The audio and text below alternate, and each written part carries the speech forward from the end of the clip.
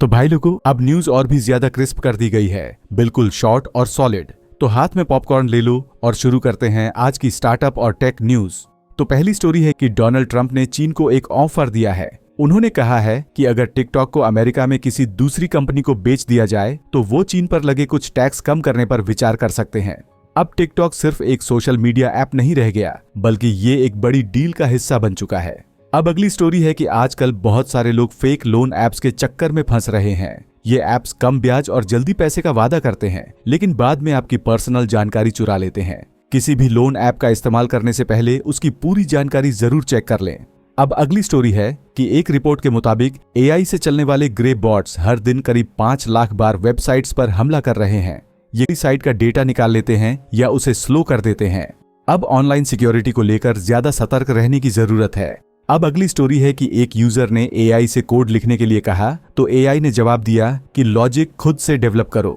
ये बात अब वायरल हो गई है और लोग कह रहे हैं कि अब तो एआई भी सीधा जवाब देने के मूड में नहीं है। अब अगली स्टोरी है कि माइक्रोसॉफ्ट के कुछ एम्प्लॉइज ने बिल गेट्स और सात्या नाडेला के खिलाफ प्रोटेस्ट किया है। वजह है माइक्रोसॉफ्ट का इजराइल के साथ एक एआई कॉन्ट्रैक्ट साइन करना। एम्प्लॉइज का कहना है कि ये सही नहीं है और उन्होंने पब्लिकली शेम ऑन यू कहा है। अब अगली स्टोरी है कि वैज्ञानिकों ने एक नई 3D प्रिंटेड स्किन बनाई है। इस स्किन का इस्तेमाल दवाओं और कॉस्मेटिक्स की टेस्टिंग में किया जा सकेगा, जिससे अब जानवरों पर टेस्ट करने की जरूरत नहीं पड़ेगी। यह एथिकल साइंस की दिशा में एक बड़ा कदम माना जा रहा है। अब अगली स्टोरी है कि अनुपम मित्तल ने स्टार्टअप फाउंडर्स को सपोर्ट करते हुए कहा है कि फाउंडर बहुत कुछ कर सकता है, लेकिन सब कुछ अकेले नहीं कर सकता।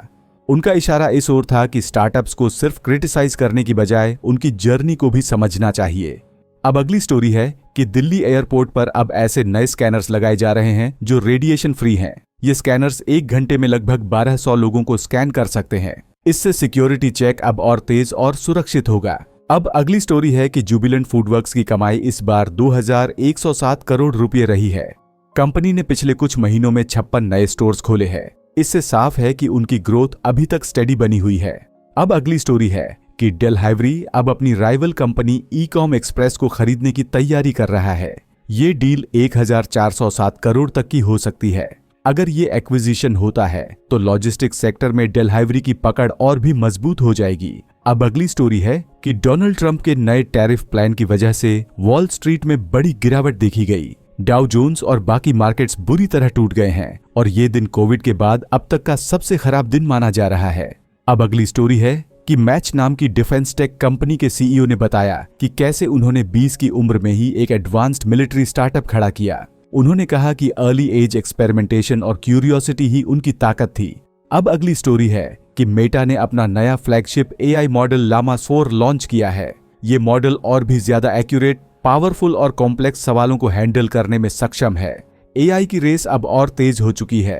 अब अगली स्टोरी है कि गूगल ने अपना सबसे महंगा एआई मॉडल लॉन्च किया है, जिसका नाम है जेमिनी 2.5 प्रो। ये मॉडल एंटरप्राइज लेवल की एआई कैपेबिलिटीज देता है और इसकी कीमत बाकी मॉडल से कहीं ज्यादा है। अब अगली स्टोरी है कि इस हफ्ते इंडियन स्टार्टअप इकोसिस्टम में कई बड़ी फंडिंग और एक्विजिशंस देखने को मिली। कुछ स्टार्टअप्स ने नए इन्वेस्टर से पैसा उठाया, वहीं कुछ स्ट्रेटेजिक खरीदारी हुई, जिससे ये हफ्ता काफी एक्टिव रहा। अब अगली स्टोरी है कि पीयूष गोयल ने स्टार्टअप्स के लिए एक डेडिकेटेड हेल्पलाइन की घोषणा की है। इस हेल्पलाइन के जरिए फाउंडर्स अपने बिजनेस से जुड़ी सरकारी समस्याओं का जल्दी समाधान पा सकेंगे। अब अगली स्टोरी है कि चीन में अब ऐसे एआई जनरेटेड वीडियोस वायरल हो रहे हैं जिनमें रोबोट्स और फ्रस्ट्रेटेड कंज्यूमर्स दिखाई दे रहे हैं। ये वीडियोस ट्रंप के टैरिफ पॉलिसीज का मजाक उड़ाते हुए सोशल मीडिया पर ट्रेंड कर रहे हैं।